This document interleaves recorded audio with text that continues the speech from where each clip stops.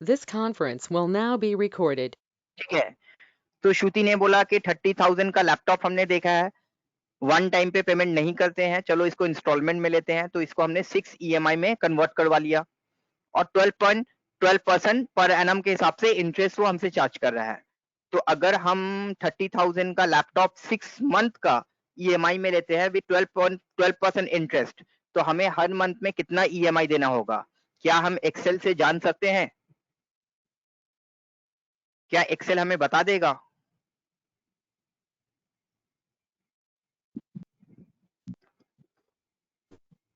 बोलो। Yes sir. बता देगा। कैसे बताएगा? चलो आप लोग बताओ हमको, ये कौन सा फंक्शन लगेगा? PMT equals to PMT। Rate of interest 12.5% per annum है, क्या करेंगे? Rate of interest 12% per annum, क्या करेंगे इसको?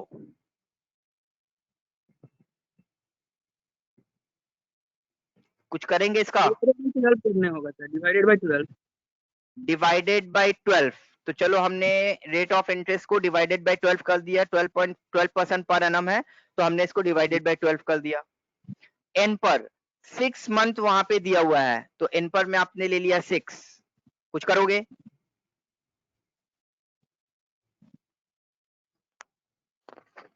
कुछ करोगे? सर करेंगे। क्या करोगे? सर मल्टीप्लाई 6 करेंगे। मल्टीप्लाइड बाय 12 नहीं करेंगे हम लोग। मल्टीप्लाइड बाय 12 क्यों करे थे? एन पर का मतलब क्या होता है? Total number of EMI। तो हमने कितना महीने का EMI करवाया लैपटॉप के लिए? 6 month 6 मंथ। तो हमारा यहाँ पे जो ड्यूरेशन दिया हुआ है वो 6 मंथ दिया हुआ है, ईयर में नहीं है, जो हमें मंथ में कन्वर्ट करना पड़ेगा। तो हमारा यहाँ पे जो EMI है वो 6 मंथ में ही दिया हुआ है, तो इसमें कुछ नहीं करना है। पहले हमारा जो ड्यूरेशन था वो 2 इयर्स था, तो 2 इयर्स जब था तो हमें हर ईयर में 12 बार इंस्टॉलमेंट देना पड़ता, तो इसलिए 2 इयर्स इंटू 12 मंथ करके हम 24 मंथ का EMI निकालते थे। बट यहाँ पे तो हमारा मंथ में ही EMI दिया हुआ है, तो कुछ नहीं करना है इसको, जैसा वैसे ही रहेगा। PV stands for present value, तो माइनस 30,000 हमारा लोन अमाउंट है, तो हमने माइनस 30,000 दिया। तो जब हम यहाँ पे जाकर के ओके करेंगे तो पता चलेगा कि अगर 6 महीने का EMI हम करवाते हैं तो हमें हर महीने में 5,176 रुपीज करके पेड करना पड़ेगा। तो हमें टोटल कितना पेड करना पड़ेगा भाई? तो टोटल हमें पेड करना पड़ेगा दिस अमाउंट इनटू 6, तो हमें 31,058 रुपीज पेड करना पड़ेगा। तो श्रुति देखा आपने, ये भी एक ऑप्शन है आपके पास। हाँ सर। हाँ, तो यहाँ पे भी हमारा फिनेंशियल फंक्शन काम पे लगेगा। देखा हम लोगों ने, समझ में आया हम लोगों को? तो ये सारा काम के लिए हम लोग फिनेंशियल फंक्शन का यूज कर सकते हैं।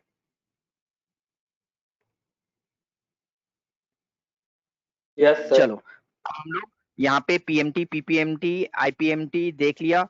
अब हम लोग आते हैं थोड़ा सा हमारे आगे की तरफ। बैंक में कितनी तरह का अकाउंट ओपन कर सकते हैं हम लोग? गौरिक? 2 तरह की सर। 2 तरह हाँ की? सर। क्या क्या? हाँ, गौरिक? करंट अकाउंट और सेविंग अकाउंट। अच्छा सर गौरिक, आप अपना नाम ऐसे क्यों लिखते हो?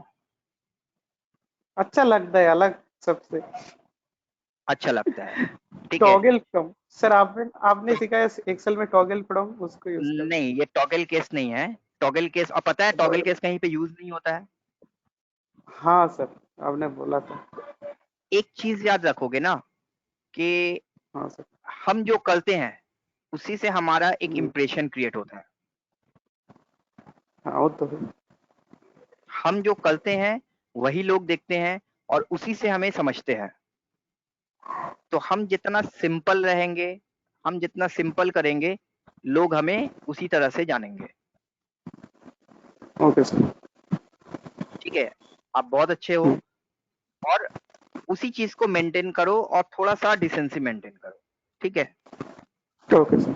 चलो और दूसरी बात, हाँ सर। आर्गुमेंट में थोड़ा सा कम जाया करो, अच्छा ओके सर। ठीक है। हम आपको as a okay well wisher आपको एडवाइस कर रहे हैं।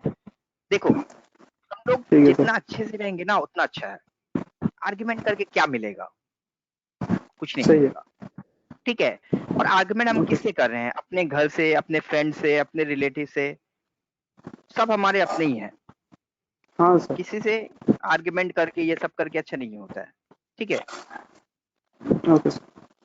चलो, बैंक में हम लोग दो तरह का अकाउंट नहीं ओपन करते हैं गौरिक, बैंक में इससे ज्यादा तरह और का भी अकाउंट ओपन करते हैं। क्या क्या होता है बताओगे कोई? करंट है, एक सेविंग है, और फिक्स डिपॉजिट जो करते हैं सेविंग बैंक में अकाउंट, वो सर सब। Saving recurring account, account. Current account, then fix fixed deposit, deposit account, recurring भी हो सकता है और कभी एक कभी। होता है रिकरिंग, हाँ।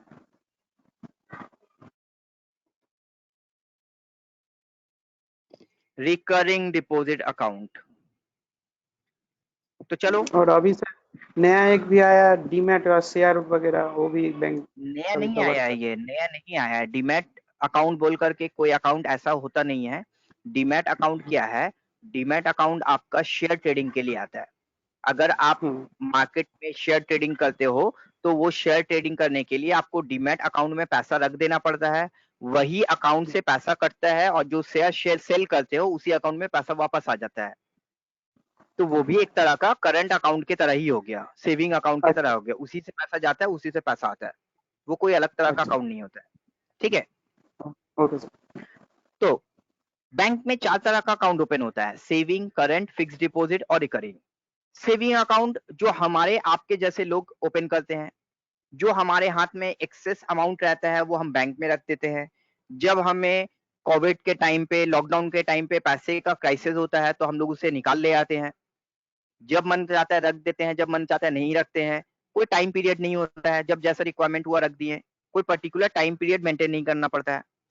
करंट अकाउंट जो बेसिकली बिजनेसमैन लोग बिजनेस पर्पस के लिए यूज करते हैं, क्योंकि एक ही दिन में हो सकता है 4 बार पैसा निकालना पड़े, एक ही दिन में 10 बार पैसा रखना पड़ सके। तो इसके लिए आप जितने बार पैसा निकालना चाहते हो, जितने अमाउंट निकालना चाहते हो, जितना रखना चाहते हो रख सकते हो। तो ये करंट अकाउंट है। तो हम लोग इसके बारे में नहीं पढ़ते हैं। हम लोग आते हैं फिक्स डिपॉजिट और रिकरिंग डिपॉजिट। फिक्स डिपॉजिट क्या है? हमने 5 लाख रुपया बैंक में रख दिया, 5 इयर्स के लिए रख दिया। अब 5 इयर्स तक उस अमाउंट को हम कुछ नहीं कर सकते हैं। 5 इयर्स के बाद हमें उसके साथ कुछ इंटरेस्ट मिला करके पैसा रिटर्न मिल जाएगा। रिकरिंग डिपॉजिट अकाउंट में क्या होता है? रिकरिंग डिपॉजिट अकाउंट में हम लोग एक अमाउंट, फिक्स अमाउंट जो है वो एक रेगुलर इंटरवल में जमा करते रहते हैं। जैसे हमने बोला हमारा जॉब लग गया, हमारा 14,000 15,000 का सैलरी फिक्स हो गया, तो हमने देखा कि बहुत सारा खर्च हो जाता है, तो चलो क्यों ना हम लोग एक रिकरिंग डिपॉजिट अकाउंट कर दे, 2 साल के लिए, 3 साल के लिए, 4 साल के लिए। तो हमने एक 2,000 3,000 5,000 रुपया हर महीने हमारे सैलरी में से रिकरिंग डिपॉजिट अकाउंट में जमा करते गए, और 3 इयर्स का रिकरिंग डिपॉजिट अकाउंट किया है तो 3 इयर्स के बाद हमें कितना अमाउंट मिलेगा वो हम लोग देख सकते हैं। तो ये सारा चीज हम लोग यहाँ पे कर सकते हैं। तो चलो थोड़ा सा रिकरिंग डिपॉजिट अकाउंट के बारे में पढ़ते हैं। तो गौरिक ने बोला कि आईसीए ने हमने बहुत कुछ सीखा है। सीखने के बाद आईसीए ने हमें एक जॉब भी दे दिया, और जॉब में हमें 15,000 का सैलरी मिल रहा है। बट जितना सैलरी मिलता है, जितना पेमेंट पैसा रहता है, उतना ज्यादा खर्च होता है। तो चलो एक काम करते हैं, एक रिकरिंग डिपॉजिट अकाउंट बैंक में जाकर ओपन कर देते हैं। गौरिक, आपका बैंक में अकाउंट है? हाँ सर, है ना। Saving account? एसबीआई में। कौन से बैंक में? एसबीआई में? एसबीआई में है। हाँ, चलो वेरी गुड। तो एसबीआई में जाकर के गौरिक ने बोला कि हमें एक रिकरिंग डिपॉजिट अकाउंट ओपन करना है। तो एसबीआई ने बोला ठीक है, अभी रिकरिंग डिपॉजिट अकाउंट का जो रेट चल रहा है वो चल रहा है 7.5% पर एनम, फॉर एग्जाम्पल, ठीक है। 7.5% पर एनम आपका रिकरिंग डिपॉजिट का रेट चल रहा है। तो आपने बोला ठीक है, आप वापस घर आ गए और आपने बैठ करके एक्सेल में कुछ कैलकुलेशन किया। आपने बोला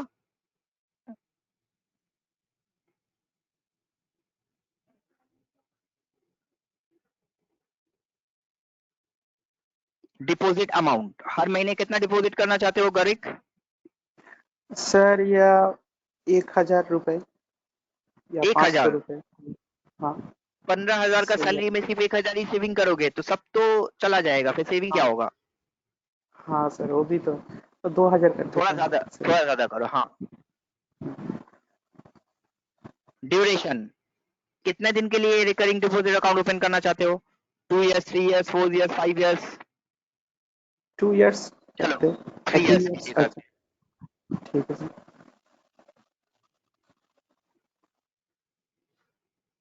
रेट ऑफ इंटरेस्ट, बैंक हमें 7.5% का रेट ऑफ इंटरेस्ट दे रहा है। तो अगर आप जानना चाहते हो, आपने बोला कि चलो रिकरिंग डिपॉजिट अकाउंट ओपन तो करेंगे, तो थोड़ा सा क्यों ना हम एक्सेल से पहले जान ले कि कितना करेंगे तो कितना मिलेगा, कितने दिन के लिए कितना करेंगे तो कितना मिलेगा। तो आपने बोला कि अगर 2000 रुपीज करके हर मंथ में हम रिकरिंग डिपॉजिट अकाउंट ओपन करते हैं, 3 इयर्स के लिए अकाउंट ओपन करते हैं और 7.5% के रेट के हिसाब से अकाउंट ओपन करते हैं, तो 3 इयर्स के बाद हमें कितना पैसा रिटर्न मिलेगा? 3 इयर्स के बाद हमें कितना पैसा रिटर्न मिलेगा? तो कैसे जानेंगे? 3 इयर्स के बाद जो पैसा मिलेगा उसको क्या बोलेंगे हम लोग? फ्यूचर क्या मैच्योरिटी। बोलेंगे उसको? Maturity amount. और मैच्योरिटी अमाउंट जानने के लिए कौन सा फंक्शन लगाएंगे हम लोग? FD। FD, future value. Very good Shweta. तो हम क्या जानना चाहते हैं? 3 साल के बाद हमें कितना मिलेगा? फ्यूचर में हमें कितना मिलेगा? तो फ्यूचर में कितना मिलेगा वो जानने के लिए हमें फ्यूचर वैल्यू फंक्शन का यूज करना पड़ेगा। तो फॉर्मूला में जानने के बाद फिनेंशियल फंक्शन, और फिनेंशियल फंक्शन में जाने के बाद हम लोग यूज करेंगे FD, future value, FV, future value. तो फ्यूचर वैल्यू में जब हमने गया तो हमसे यहाँ पे कुछ क्वेश्चन किया गया। क्या क्या किया गया? रेट ऑफ इंटरेस्ट क्या है? तो रेट ऑफ इंटरेस्ट है 7.5% पर एनम। ड्यूरेशन हमारा है 3 इयर्स, तो दोनों ही ईयर में है, बट जो डिपॉजिट करेंगे वो पर मंथ करेंगे। तो क्योंकि हम पर मंथ डिपॉजिट करेंगे तो इसलिए हमें सबको मंथ में लाना पड़ेगा। तो rate of interest 7.5% per annum divided by 12 per month में ले आए हम उसे। एन पर टोटल नंबर ऑफ ईएमआई, तो टोटल नंबर ऑफ ईएमआई हमारा कितना हो जाएगा? 3 साल तक देंगे और हर साल में 12 ईएमआई करके पेड करेंगे, तो 36 ईएमआई हो जाएगा हमारा। और पीवी, पीएमटी का मतलब होता है रेगुलर पीरियोडिक पेमेंट और रेगुलर पीरियोडिक विड्रॉ। तो हमारा यहाँ पे पीएमटी हो जाएगा 2000 रुपया। यहाँ पे हमारा पीएमटी हो जाएगा 2000 रुपया।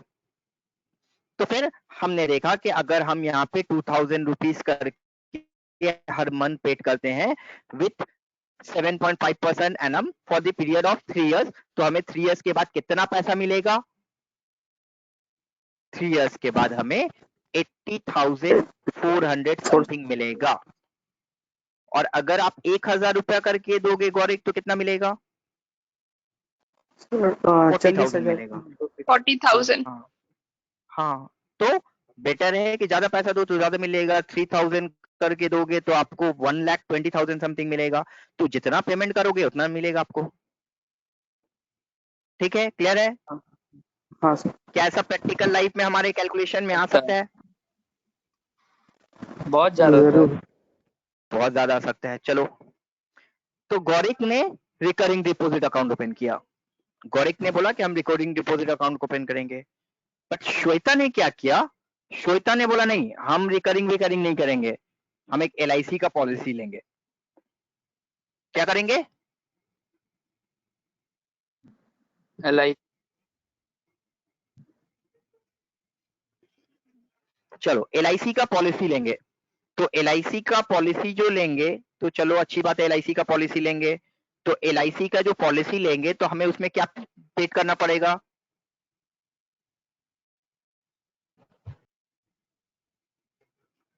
प्रीमियम अमाउंट देना पड़ेगा, राइट? हाँ यस सर। सर। LIC में हम लोग जो देते हैं वो क्या देते हैं? प्रीमियम देते हैं। बट LIC में जो ड्यूरेशन होता है ना, उसको ड्यूरेशन नहीं बोलते हैं, उसको क्या बोलते हैं पता है? Term deposit. टर्म डिपॉजिट बोलते हैं, टर्म डिपॉजिट बोलते हैं। और जो रेट ऑफ इंटरेस्ट होता है उसको रेट ऑफ इंटरेस्ट नहीं बोलते हैं, उसको क्या बोलते हैं? रिटर्न। Return on investment. ये क्या है? एक तरह का इन्वेस्टमेंट ही तो है।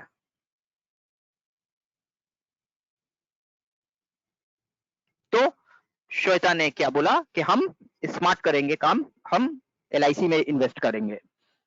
तो बोला कि कितना इन्वेस्ट करेंगे भाई? तो हर महीने कितना डिपॉजिट करोगे LIC में श्वेता? सर 4000। 4000। चलो बोला LIC तो एक लॉन्ग ड्यूरेशन का ये है, तो 4000 हर मंथ में निकालना थोड़ा सा रिस्की हो जाएगा, क्योंकि अभी हमारा नॉर्मल टाइम है तो हम 4000 दे पा रहे। अब कोविड जैसा सिचुएशन हो जाएगा, तो कोविड जैसा सिचुएशन में हमें पूरा सैलरी मिले नहीं मिले तो 4000 चाप हो जाएगा। तो चलो हम लोग छोटा से ही तो सर प्रीमियम स्टार्ट 2000। करते हैं। 2000 सेफ्टी के लिए 2000 टर्म डिपॉजिट। अब LIC करवा रहे हैं तो 2-4 महीने का, 2-4 साल का तो कराएंगे नहीं ना, मिनिमम 16 इयर्स, 20 इयर्स, 18 इयर्स के लिए कराएंगे। तो कितने के लिए हमने करवाया? 16 इयर्स के लिए करवा दिया, ठीक है। और रिटर्न ऑन इन्वेस्टमेंट कितना दे रहा है LIC? 8% दे रहा है। तो अगर हम एक LIC का पॉलिसी लेते हैं जहां पे 2000 रुपीज करके पर मंथ हम प्रीमियम देंगे, 16 इयर्स का पॉलिसी लिए हैं और रेट ऑफ इंटरेस्ट हमें 8% मिलेगा, तो कितना हमें 16 इयर्स के बाद मिलेगा? तो हमारा मैच्योरिटी अमाउंट क्या हो जाएगा फिर? कैसे करेंगे, कैसे जानेंगे?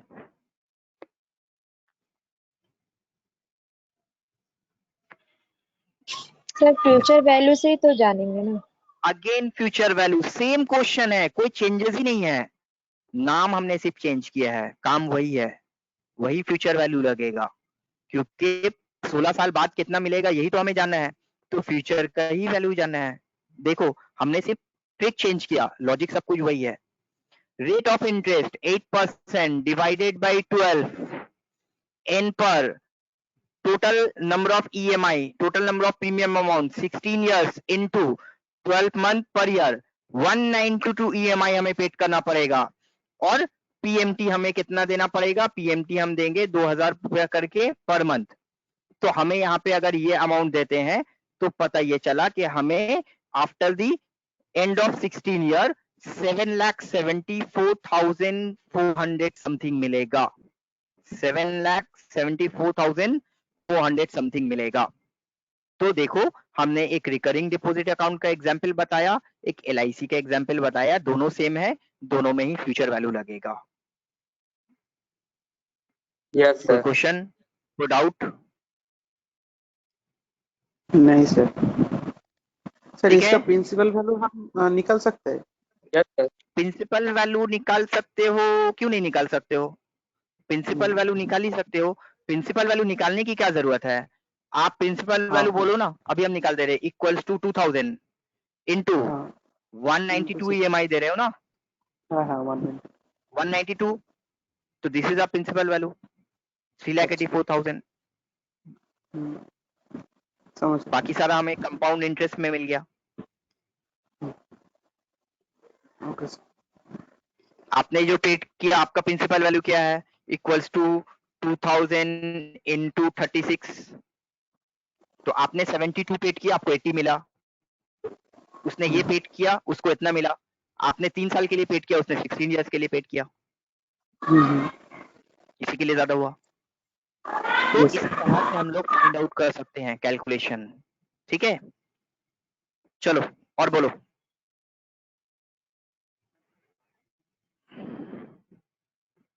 सर बोलिए।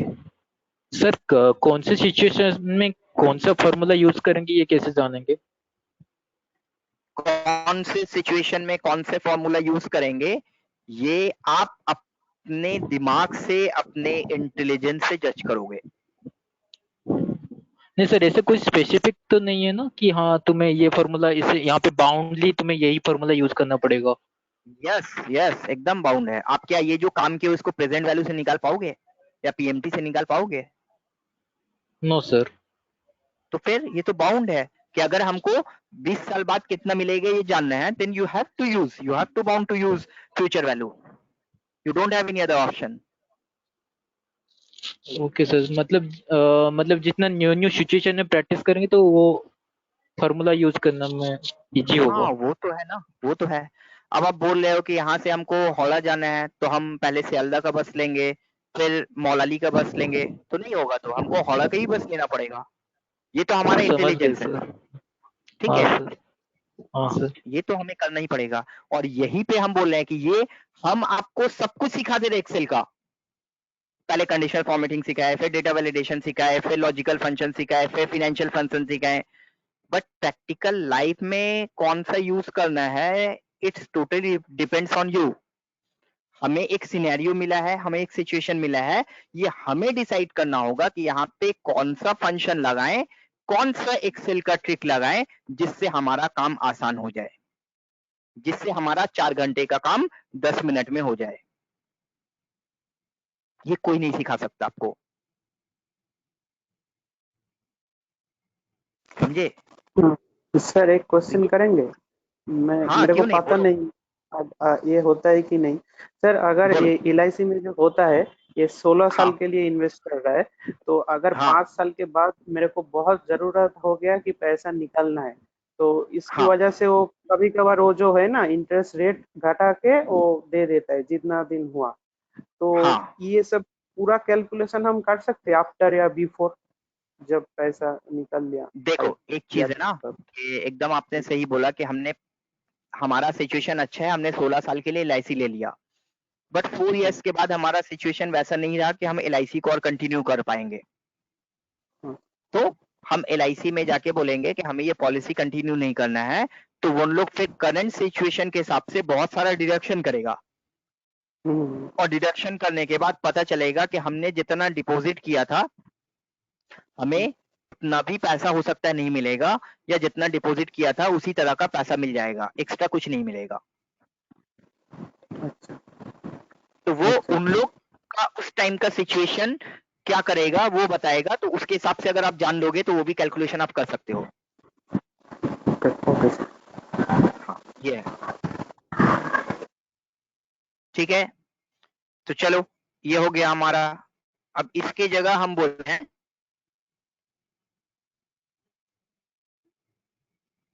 कि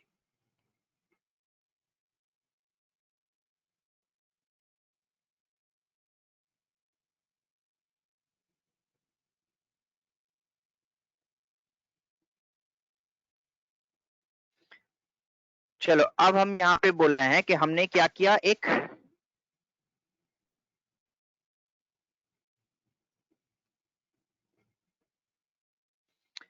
फिक्स डिपॉजिट अकाउंट ओपन किया। तो फिक्स डिपॉजिट अकाउंट में क्या होता है भाई,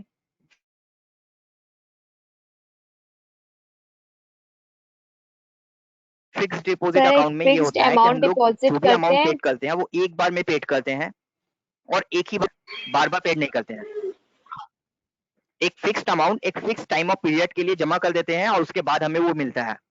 तो फॉर एग्जाम्पल आपका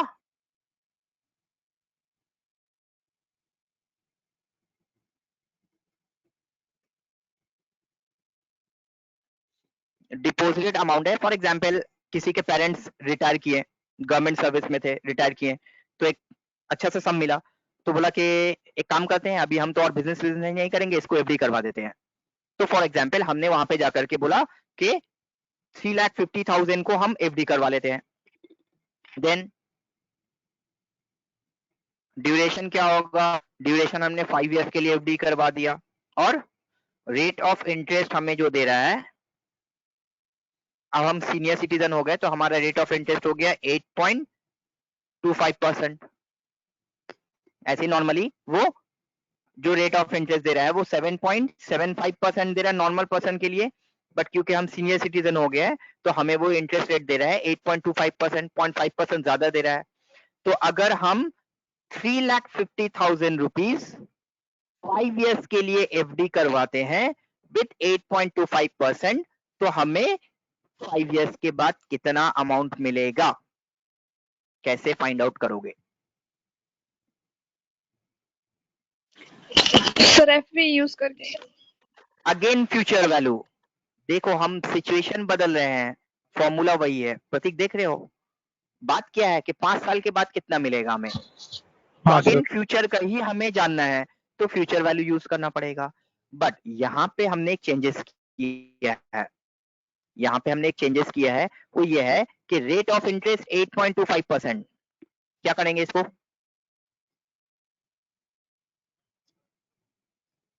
क्या करेंगे, डिवाइडेड बाय 12 करेंगे या नहीं करेंगे? करेंगे सर। नहीं करेंगे। अच्छा 8.5% पर एनम है, ड्यूरेशन हमारा 5 इयर्स है, और 3,50,000 हम वन टाइम पे पेमेंट कर दे रहे 5 साल के लिए।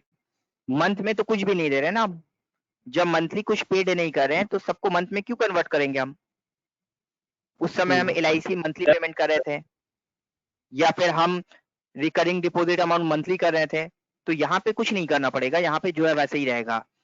इन पर 5 इयर्स ये भी ऐसे ही रहेगा, रेट ऑफ इंटरेस्ट 8.25% वैसे ही रहेगा, इन पर ड्यूरेशन 5 इयर्स वैसे ही रहेगा।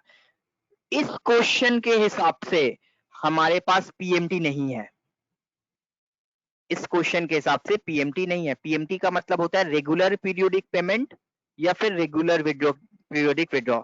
क्या हर महीने आप 3,50,000 करके पेमेंट करोगे? नहीं वन तो time sir. One time payment कर रहे हो, तो पता ये चला कि ये फ्यूचर वैल्यू को जानने के लिए हमारे पास PMT नहीं है, हमारे पास PV है, हमारे पास प्रेजेंट वैल्यू है। तो हम यहाँ पे इस क्वेश्चन में PMT का यूज नहीं करेंगे, PV का यूज करेंगे। प्रेजेंटली इतना दे रहे हैं, फ्यूचर में कितना मिलेगा, प्रेजेंटली इतना दे रहे हैं, फ्यूचर में कितना मिलेगा, एक बार दे रहे हैं एक बार मिलेगा। तो इस केस में PMT का यूज नहीं करना है, PV का यूज करना है फ्यूचर वैल्यू को जानने के लिए। देखो सबको समझ में आया? Yes sir. Yes sir. किसी को डाउट है तो पूछ लो। तो 3 सिचुएशन हमने बताया आप लोग को, तीनों में ही हमने फ्यूचर वैल्यू का यूज किया, बट तीनों सिचुएशन देखो अलग अलग रहा, तीनों सिचुएशन हमारा अलग अलग रहा, ये हमने यहां पे बताना चाहा। तो इस तरह से जाके हम लोग किसी भी तरह का कैलकुलेशन के लिए इसका यूज कर सकते हैं। कुंदन एक स्क्रीनशॉट ले लेना, रुक जाओ, चलो यहाँ पे लो, हो गया सर। Done, good.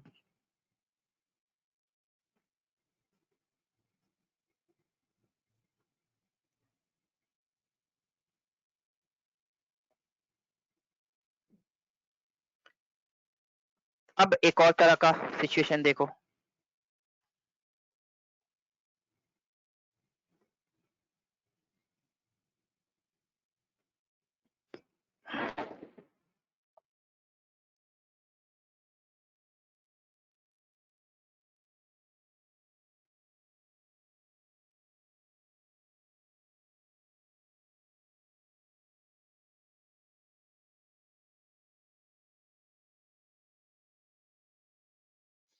अब सपोज कर लो कि कुंदन का जॉब लग गया,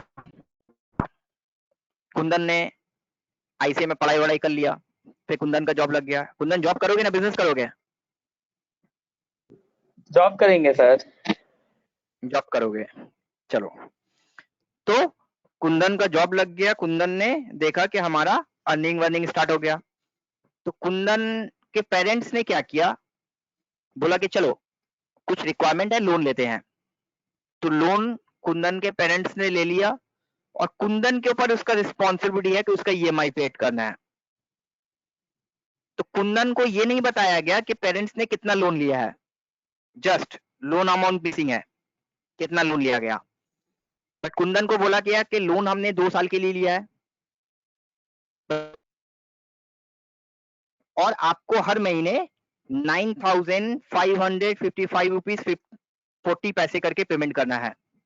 कुंदन को यह बता दिया गया कितना EMI पेड करना है। फिर कुंदन जब एक ईएमआई पेड करने के लिए गए तो कुंदन ने बैंक से पूछा कि ये इसका रेट ऑफ इंटरेस्ट क्या है, या फिर रेट ऑफ इंटरेस्ट उसको पेपर से पता चल गया कि 13.5% इसका रेट ऑफ इंटरेस्ट है। तो कुंदन ने देखा कि हमें 2 इयर्स के लिए लोन पेड करना है, 13.5% इंटरेस्ट बैंक चार्ज कर रहा है और हमें हर महीने ईएमआई पेड करना है 9555.40। तो क्या इतना इंफॉर्मेशन निकालने के वजह से कुंदन क्या लोन अमाउंट फाइंड कर सकेगा? हाँ सर। लोन अमाउंट अगर आपको जानना है तो जान पाओगे, जान लोगे। तो कौन सा फंक्शन यूज करना पड़ेगा इसके लिए? Present value. Very good, present value function use करना पड़ेगा। क्यों? क्योंकि हमें अभी हमने कितना लोन लिया है ये जानना है। हमने अभी बैंक से कितना लोन लिया है वो जानना है, अभी का अमाउंट जानना है, तो प्रेजेंट वैल्यू यूज करना है। तो जब हमें पीएमटी निकालना होता था उस समय हमारे पास पीवी प्रेजेंट वैल्यू होता था। अभी क्योंकि पीवी निकालना है तो हमारे पास प्रेजेंट वैल्यू के निकालने के लिए पीएमटी हमारे पास गिवन है, कितना ईएमआई हम पेड कर रहे हैं वो हमारे पास गिवन है। तो देखो कैसे निकालते हैं। तो फिर प्रेजेंट वैल्यू हमने लगाया, पीवी लगाया, पीवी लगाने के बाद हमारा जो ड्यूरेशन है वो ईयर में है, रेट ऑफ इंटरेस्ट ईयर में है, बट ईएमआई मंथ में है, तो फिर से हमें सबको मंथ में कन्वर्ट करना पड़ेगा। Rate of interest 13.5% divided by 12 n पर 2 इयर्स इनटू 12 और पीएमटी में जाकर के हमें बोलना है कि इस क्वेश्चन में हमारा, क्योंकि हम यहाँ पे पीएमटी नहीं निकाल रहे हैं पीवी निकाल रहे हैं, तो अगर पीएमटी निकालते तो पीवी गिवन होता, क्योंकि पीवी निकाल रहे हैं तो पीएमटी गिवन है और पीएमटी को हमको माइनस में देना पड़ेगा 9555.40। तो जब आप यहाँ पे पीएमटी माइनस में दे करके ओके करोगे तो फिर आपको प्रेजेंट वैल्यू मिल जाएगा, और ये प्रेजेंट वैल्यू को अगर राउंड ऑफ करते हो, इसका डेसिमल डिक्रीज करते हो, तो देखो वही अमाउंट आ जाएगा जहां से आपने स्टार्ट किया था। कहीं से भी कैलकुलेशन करो रिजल्ट वही आएगा। 2 लाख रुपया का लोन लेकर के जब ये EMI कैलकुलेट किया था तो 9555.40 आया था ना? Yes sir. हाँ सर। अभी देखो हमने वही EMI को लेकर के जब प्रेजेंट वैल्यू जानना चाहा तो 2 लाख रुपया आ गया।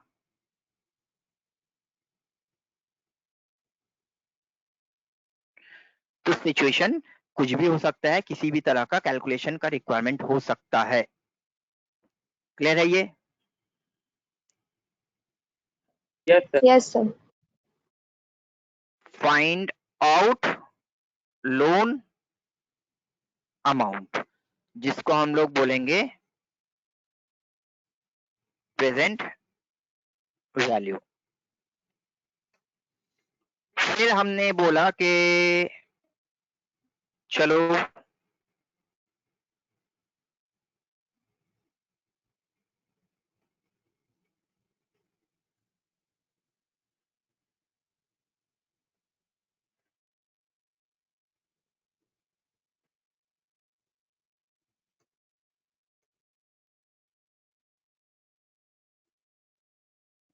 हमने यहाँ पे बोला कि अब हमारे पास कुछ ऐसा सिस्टम है कि लोन अमाउंट जो हमारे पास है वो गिवन है 2 लाख,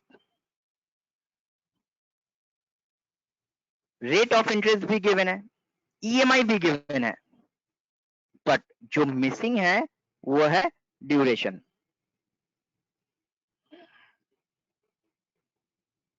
कैसा हो सकता है? हाँ सर होता है। Yes sir. Find out duration. तो ड्यूरेशन अगर मिसिंग है तो कैसे फाइंड आउट करोगे? एन पर यूज एन करके। पर। एन पर, ड्यूरेशन का मतलब क्या होता है? एन पर लगाओगे। तो देखो अब हम लोग कैसे एन पर जानेंगे, तो इक्वल्स टू एन पर, किसी को नहीं समझ में आएगा तो पूछना। तो एन पर लगाया हमने, तो एन पर लगाने के लिए देखो अब यहाँ पे हमसे और एन पर नहीं पूछ रहा, क्योंकि एन पर तो फाइंड आउट करना है, तो एन पर क्यों पूछेगा भाई? तो rate of interest 13.5% divided by 12 PMT और पीवी, इस बार दोनों पूछ रहा है कि कितना लोन लिया है और कितना ईएमआई दे रहे हो और कितना रेट ऑफ इंटरेस्ट है, तब तो हम ड्यूरेशन बताएंगे। तो आपके पास इस बार 2 नंबर है, एक है लोन अमाउंट पीवी और एक है ईएमआई अमाउंट पीएमटी। तो दोनों में से एक को आप माइनस में देना। तो चलो आपने बोला पीएमटी को ऐसे ही ले लेते हैं, बट पीवी को हम लोग माइनस में दे देते हैं। तो पीवी को जब माइनस में दे दोगे तो जो रिजल्ट आएगा हमारा वो इस तरह से आ जाएगा। अब हमारा जो रिजल्ट आ गया वो आ गया 24। रिजल्ट जो आ गया हमारा 24। तो 24 क्या हमारा 24 ही तो ईएमआई है। तो 24 ईएमआई आ गया। तो अगर आपसे ड्यूरेशन पूछता है तो चेंज होगा। अगर आपसे पूछता है टोटल नंबर ऑफ ईएमआई कितना है तो यहीं तक आंसर हो जाएगा। बट अगर आपको पूछता है कि टोटल नंबर ऑफ ड्यूरेशन क्या है तो ड्यूरेशन करने के लिए आपको फिर जो रिजल्ट आएगा उसको डिवाइडेड बाय 12 करना पड़ेगा। उसको डिवाइडेड बाय 12 करना पड़ेगा, उसको राउंड ऑफ करना पड़ेगा।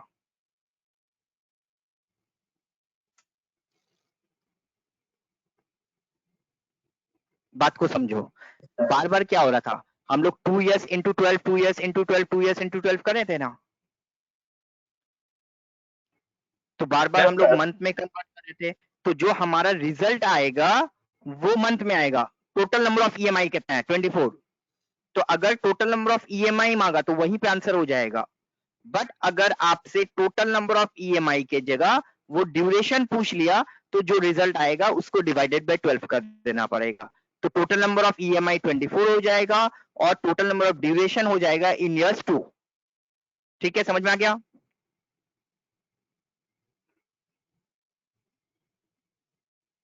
Yes sir. उसी के जगह अब हम लोग यहाँ पे बोल रहे हैं कि हमारे पास लोन अमाउंट भी गिवन है, ड्यूरेशन भी गिवन है, जो मिसिंग है वो है रेट ऑफ इंटरेस्ट। जो मिसिंग है वो है रेट ऑफ इंटरेस्ट। तो बोला find out rate of interest.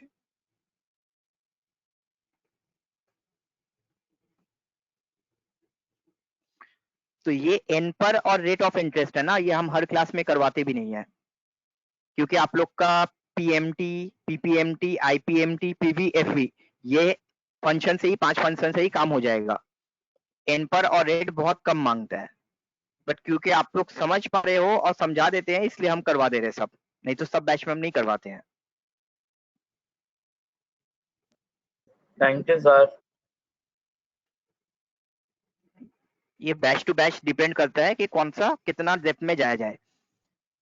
तो बात वही है, पहले हमारा लोन गिवन था, ड्यूरेशन गिवन था, रेट ऑफ इंटरेस्ट गिवन था, ईएमआई निकाला हमने। फिर हमारे पास ड्यूरेशन गिवन है, रेट ऑफ इंटरेस्ट गिवन है, ईएमआई गिवन है, तो लोन निकाल लिया हमने। फिर लोन गिवन है, रेट ऑफ इंटरेस्ट गिवन है, अमाउंट गिवन है, तो ड्यूरेशन निकाल लिया। फिर लोन गिवन है, ड्यूरेशन गिवन है, ईएमआई गिवन है, रेट ऑफ इंटरेस्ट निकाल लेंगे। सबका प्रोसेस वही है, क्या फाइंड करना है, कौन सा फॉर्मूला लगाना है। समझ रहे हो प्रतीक। तो अब यहाँ पे रेट ऑफ इंटरेस्ट जानना है तो कौन सा फॉर्मूला लगाना चाहिए हमें, रेट लगाना होगा सर। रेट लगाना होगा। यहीं से हमारा काम समझ में आ जाएगा हमें। तो इक्वल्स टू रेट फंक्शन लगाएंगे। तो रेट फंक्शन लगाने के बाद एक एडिशनल कैलकुलेशन करना पड़ेगा, वो ये है कि चलो पहले कैलकुलेशन कर लेते हैं। एन पर 2 years into 12, 2 years into 12। फिर से हमारे पास वही है, पीएमटी और पीवी दोनों है, एक को माइनस में रखना पड़ेगा। तो पीएमटी हमने ले लिया और पीवी को हमने बोल दिया -2 लाख, -2 लाख। तो जो रेट ऑफ इंटरेस्ट आएगा वो रेट ऑफ इंटरेस्ट आपका पर मंथ में होगा। जो रेट ऑफ इंटरेस्ट आपका आएगा वो rate of interest per month में होगा। आपको उसको पर ईयर में कन्वर्ट करना पड़ेगा। तो यहाँ पे और इन पर में दोनों में एक एडिशनल कैलकुलेशन करना पड़ेगा। बार बार याद है ना, आप लोग क्या कर रहे थे, rate of interest divided by 12, rate of interest divided by 12, 2 years into 12।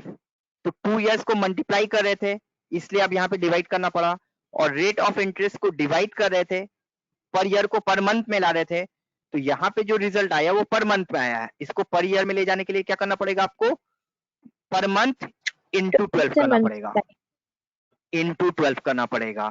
तो जो रिजल्ट आएगा वो कुछ इस तरह से आएगा। इसको आपको फिर परसेंटेज में कन्वर्ट करना पड़ेगा, परसेंटेज फॉर्मूला में डाल दोगे आ जाएगा। समझ में आई बात। हाँ सर। फिर से देखो, equals to rate of interest n पर 2 years into 12 PMT this figure PV minus this figure okay जो रेट ऑफ इंटरेस्ट आ रहा है वो पर मंथ में आ रहा है पर ईयर में लाने के लिए इसको इनटू 12 कर देना होगा तो जो रिजल्ट आएगा हमारा वो रिजल्ट आएगा हमारा नंबर फॉर्मेट में जनरल फॉर्मेट से हमको इसको परसेंटेज में कन्वर्ट करना पड़ेगा और अप टू 2 डेसिमल रखना पड़ेगा तब हमें जाकर के करेक्ट रेट ऑफ इंटरेस्ट मिलेगा तो देखो हमने सब कुछ आप लोग को बता दिया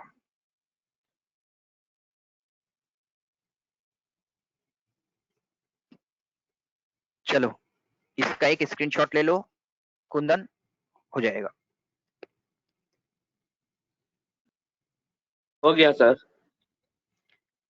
तो इतना सारा कुछ हमने फाइनेंशियल फंक्शन में पढ़ा पीएमटी पीपीएमटी आईपीएमटी उसका डिस्क्रिप्शन पढ़ा यहाँ पे फिर हमने यहाँ पे एफडी के लिए इतना सारा ये करा फ्यूचर वैल्यू एफडी के लिए फिर हमने यहाँ पे प्रेजेंट वैल्यू सीखा प्रेजेंट वैल्यू सीखने के बाद हमने यहाँ पे ये सारा कुछ सीखा तो इतना सारा कुछ हमने यहाँ पे सीखा बोलो अब पूरा फंक्शन सीखने के बाद किसी को कोई डाउट है कुछ पूछना है तो पूछो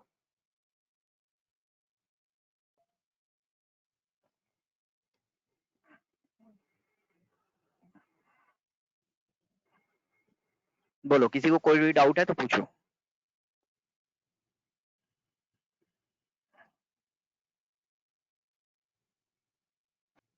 कुछ भी नहीं है सर इस सर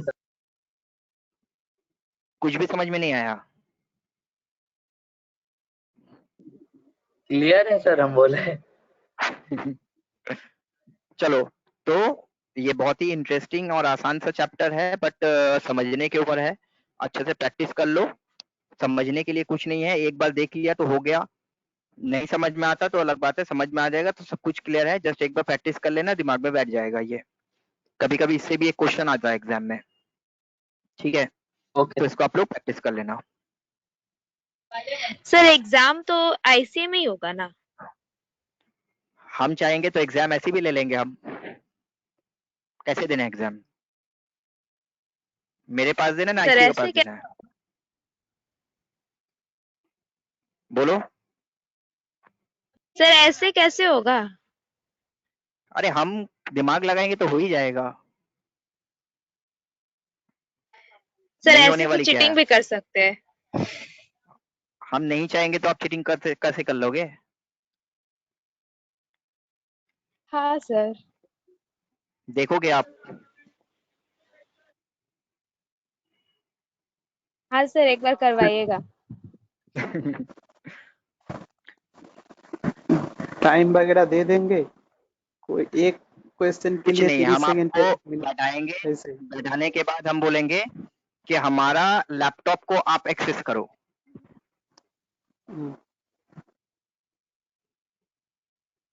यस हमारा सर। लैपटॉप को आप एक्सेस करो हम वहीं पे क्वेश्चन करोगे आप हम क्वेश्चन करेंगे आप आंसर दोगे कैसे चीटिंग करोगे हो जाएगा एग्जाम सही है। ठीक है अगर सर सर कोई ये जो बीसी कोई का एग्जाम होगा सर पूरा होगा सर हाँ, वर्ड एक्सेल BCA सारे का एक एग्जाम साथ वर्ड एक्सेल पावर पॉइंट सारा कुछ मिलाकर सर याद कैसे रहेगा सर इतना सारा हम करवा देंगे ना एग्जाम को दिमाग से निकाल दो ठीक है सर अगर प्रॉपर क्लास करोगे एग्जाम से पहले जो प्रैक्टिस हम करवाते हैं 10 डेज का वो करोगे तो जब आपको क्वेश्चन पेपर हाथ में मिलेगा ना तो उसमें कोई ऐसा क्वेश्चन नहीं होगा जो आप नहीं जानोगे ओके सर यस सर। फिर भी कभी कभी ऐसा होता है कि उसमें से स्टूडेंट 60% क्वेश्चन कर पाते हैं 70% कर पाते हैं 80% कर पाते हैं टैली में सब कुछ जानते हैं बट स्टूडेंट 75% का ही क्वेश्चन मार्क्स का क्वेश्चन करके आए क्यों पता है क्यों सर सब जानने के बाद भी ना टाइम खत्म हो गया था सर ओ प्रैक्टिस चाहिए सर तब स्पीड स्पीड हाँ सर स्पीड सर। अब वो हम नहीं करवा सकते, वो आप कर सकते हो। Yes sir.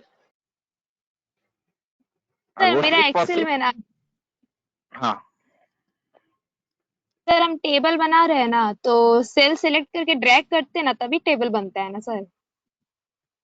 सेल सेलेक्ट करके ड्रैग करते हो, क्यों ड्रैग करोगे भाई? टेबल क्या बना रहे हो मतलब? तो सेलेक्ट वो करेंगे टेबल बनेगा। सेलेक्ट करना अलग है, ड्रैग करना अलग है।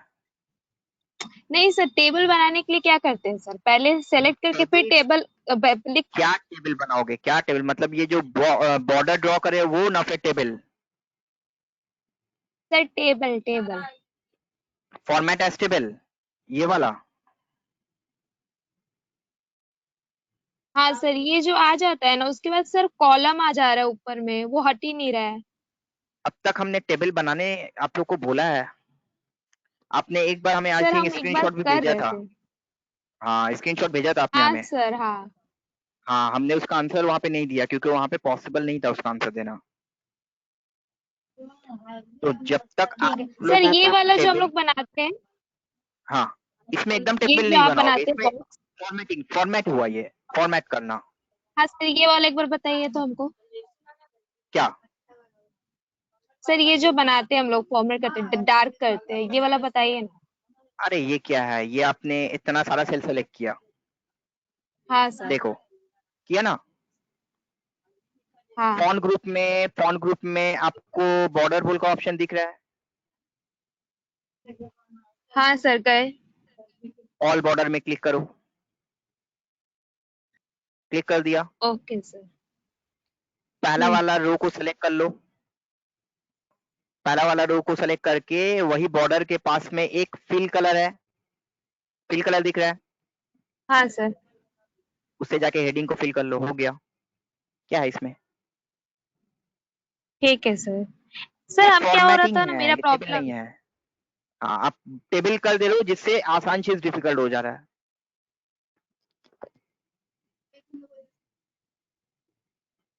यही हो ठीक रहा है था। सर, मेरा कुछ प्रॉब्लम